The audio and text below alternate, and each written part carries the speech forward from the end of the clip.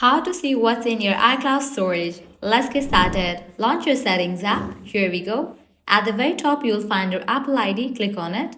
Now navigate to the option of iCloud. Here you're going to find different sections. At the very top, you'll find the option of iCloud.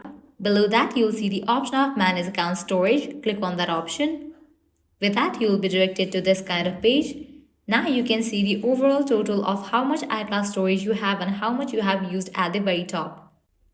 You'll also see a high-level overview of the type of data you have stored in iCloud in that section as well.